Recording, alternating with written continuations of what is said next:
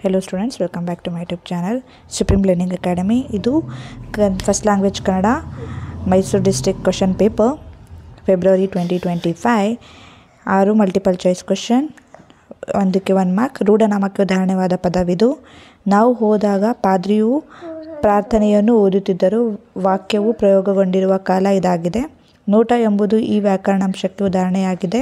ಒಂದು ಪೂರ್ಣ ಕ್ರಿಯಾಪದದೊಂದಿಗೆ ಸ್ವತಂತ್ರವಾಗಿರುವ ವಾಕ್ಯವನ್ನು ಹೀಗೆ ನೀರು ಗುಣ ಸಂಧಿಗೆ ಉದಾಹರಣೆಯಾದ ಪದವಿದು.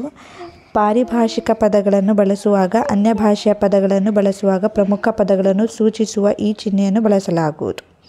ನೆಕ್ಸ್ಟ್ ಕೊಟ್ಟಿರುವ ಪ್ರಶ್ನೆಗಳಿಗೆ ಮೊದಲೆರಡು ಪದಗಳಿಗಿರುವ ಸಂಬಂಧದಂತೆ ಮೂರನೇ ಪದಕ್ಕೆ ಸರಿ ಹೊಂದುವ ಸಂಬಂಧಿ ಪದವನ್ನು ಬರೆಯಿರಿ.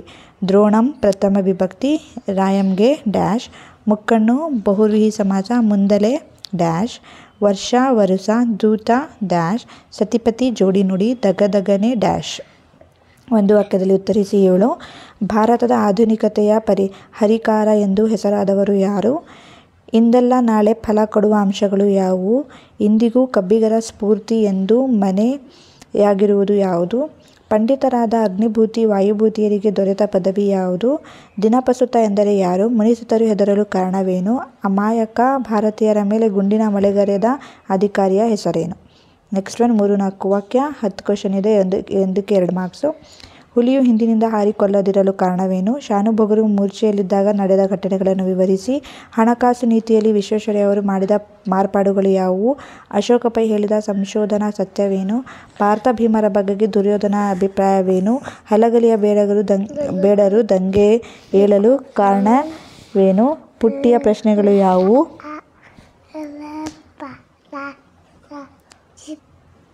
ಗಾಂಧೀಜಿಯವರು ಅಂಟು ದಿಸ್ ಲಾಸ್ಟ್ ಕೃತಿಯಲ್ಲಿ ತಿಳಿಸಿರುವ ಸಿದ್ಧಾಂತಗಳೇನು? ಬಾಸೆಲ್ ಮಿಷನ್ ರವರು ಪ್ರಕಟಿಸಿದ ಯಾವ ಕೃತಿಗಳನ್ನು ಲೇಖಕರು ಓದಿಕೊಂಡರು? ಗುರುಪದೇಶದ ಗುಣಗಳನ್ನು ಪಟ್ಟಿ ಮಾಡಿ. ನೆಕ್ಸ್ಟ್ ಕವಿ ಪರಿಚಯ. ಸಾರಾ ಅಬೂಬಕರ್ ಮತ್ತು GS ಶಿವರುದ್ರಪ್ಪ ಅವರು. ನೆಕ್ಸ್ಟು ಪ್ರಸ್ತಾರ ಹಾಕಿ ಗಣ ವಿಭಾಗಿಸಿ ಛಂದಸ್ಸಿನ ಹೆಸರನ್ನು ಬರೆಯಿರಿ. ಕೊಟ್ಟಿರುವ ವಾಕ್ಯದಲ್ಲಿ ಅಲಂಕಾರ ಹೆಸರಿಸಿ ಲಕ್ಷಣ ಬರೆದು ಸಮನ್ವಯಗೊಳಿಸಿ. 3 ಮಾರ್ಕ್ಸ್ಗೆ. ಗಾದೆ 3 ಮಾರ್ಕ್ಸ್ಗೆ. ಕೈ ಕೆಸರದೆ ಬಾಯಿ ಮೊಸರು ಅಥವಾ ಸತ್ಯಕ್ಕೆ ಸಾವಿಲ್ಲ ಸುಳ್ಳಿಗೆ ಸುಖವಿಲ್ಲ. ನೆಕ್ಸ್ಟು ಸಂದರ್ಭ 6, ಒಂದಕ್ಕೆ 3 ಮಾರ್ಕ್ಸು. ಅಲ್ಲಿ ಸಾಮಾನ್ಯ ಜನರಿಗೆ ಎರಡೆರಡು ಭಾಷೆಗಳು ಬರುತ್ತಿರುತ್ತವೆ. ಅದರಲ್ಲಿ ಯಾವ ಸಿದ್ಧಿ ಇದೆಯೋ ಯಾವ ಮಂತ್ರವಿದೆಯೋ ನಾನರಿಯೆ. ಕಣ್ಣ ನೀರಂ ತೀವಿ ನೆಲಂ ಬರೆಯುತ್ತಿರೆ. ಹಸರು ಸಂಜೆ ಬಿಸಿಲು.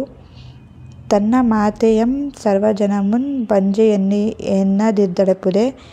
ದನವಿರ್ದುದು ದಿವ್ಯ ಶರಾಳೈ ಇರ್ದುದು. ನೆಕ್ಸ್ಟು ಪದ್ಯ ಪೂರ್ಣಗೊಳಿಸಿ. 4 ಮಾರ್ಕ್ಸ್ಗೆ.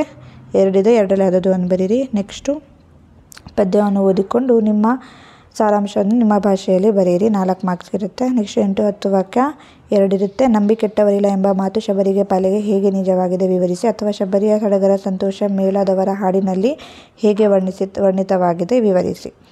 ಪಾಂಡವರು ಸೋದರೆಂದು ತಿಳಿದಾಗ ಕರ್ಣನ ಮನಸ್ಥಿತಿಯನ್ನು ತಿಳಿಸಿ. ಅಥವಾ ಕರ್ಣನಿಗೆ ಶ್ರೀಕೃಷ್ಣನು ಒಡಿದ್ದ ಆಮಿಷಗಳೇನು ವಿವರಿಸಿ. ಪದ್ಯವನ್ನು ಓದಿ ಇದಕ್ಕೆ ಸರಿಯಾದ ಪ್ಯಾಸೇಜ್ ಕೊಟ್ಟಿದೆ ಅದನ್ನು ಓದಿ ಅದಕ್ಕೆ ರಿಲೇಟೆಡ್ ಕ್ವೆಶ್ಚನ್ ಇದೆ ಅದನ್ನು ಆನ್ಸರ್ ಬರೀರಿ. ನೆಕ್ಸ್ಟ್ ಯಾವುದಾದ್ರೂ ಒಂದಕ್ಕೆ ಪತ್ರ ಬರೆಯಿರಿ. ನೆಕ್ಸ್ಟು ಪ್ರಬಂಧ. ಪ್ರಾಚ್ಯ ಸ್ಮಾರಕಗಳ ಸಂರಕ್ಷಣೆ ಅಥವಾ ಶಿಕ್ಷಣದಲ್ಲಿ ತಂತ್ರಜ್ಞಾನ ಬಳಕೆಯ ಮಹತ್ವ. ಇದಿಷ್ಟು Mysuru district Kannada first language paper. So ಚಾನಲ್ಗೆ ಹೊಸಬರಾಗಿದ್ದರೆ ಚಾನಲ್ನ ಸಬ್ಸ್ಕ್ರೈಬ್ ಮಾಡಿ, ಶೇರ್ ಮಾಡಿ ಆ್ಯಂಡ್ ಲೈಕ್ ಮಾಡಿ. ಬೇರೆ subject question papers already upload ಆಗಿದೆ. ಗೋ ಚೆಕ್ ಇಟ್ ಔಟ್.